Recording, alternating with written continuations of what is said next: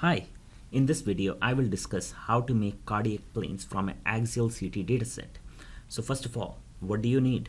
You need thin overlapping CT slices and you need any PAC system or a 3D viewing software. Here I have imported axial slices in a 3D viewing software and it automatically reconstructs two planes for me based on these crosshairs. So this green crosshair is going through the coronal plane. You can see it when I have it go through the vertebrae. This is the coronal plane. This is again green line going through this green plane here, and then this blue line going through this blue plane here is a sagittal plane, and this is how you see vertebrae in sagittal plane.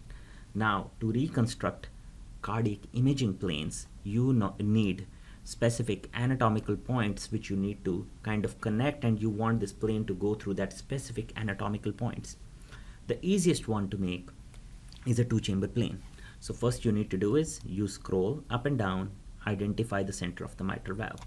Once you have identified the center of the mitral valve, you reconstruct or you rotate basically to have this line go through the LV apical thin point. Again, I'm not sure whether this is the LV apical thin point, so what I'll do is I'll scroll up and down, make sure that I'm truly going through the LV apical thin point, which I think I did really well here on this axial image. And once I do that, I can see that here is my two-chamber plane. This is a LV, left atrium. This is the left atrial appendage. So this is how you reconstruct two-chamber plane. Now from a two-chamber plane, it's very easy to reconstruct a short axis plane.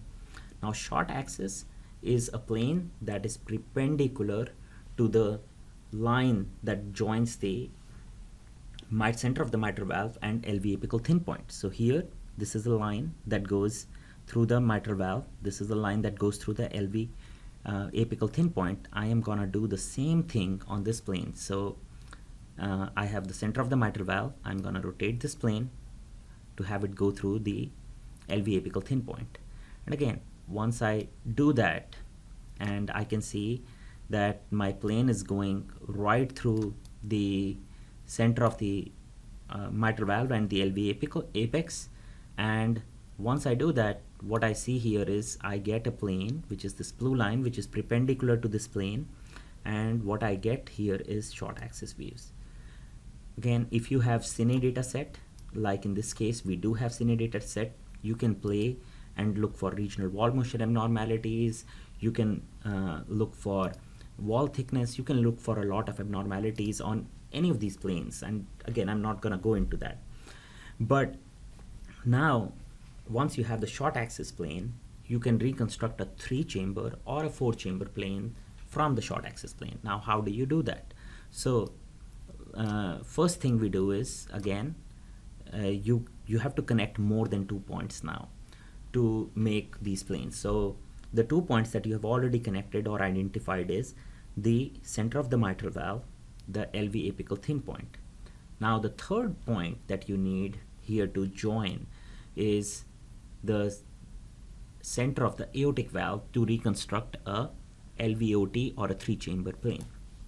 So now here in this short axis, if you go to the base of the heart and you identify the center of the aortic valve, which is here, and if you rotate this in such a way that you have your line going through this center of the aortic valve, and if you see here, again, what I've done is I've taken this go through center of the mitral valve to LV apex, center of the mitral valve to LV apex, and on the short axis, when I have the plane go through the center of the aortic valve, what I get here is a LVOT or 3-chamber view.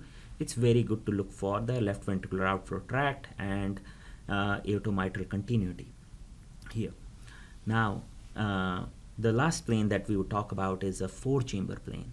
And again, for a 4-chamber plane, the 2 points remain the same, that is center of the mitral valve and LV apical thin point, center of the mitral valve and LV apical thin point. But the third point that you need to rejoin is not the center of the aortic valve, but what you do is you go to the short axis and you identify the widest portion of the right ventricle free wall. It typically is almost at the junction of right ventricular free wall and the inferior wall. So here is the free wall, this is the inferior wall, and if you see here, now what you get is a 4-chamber plane.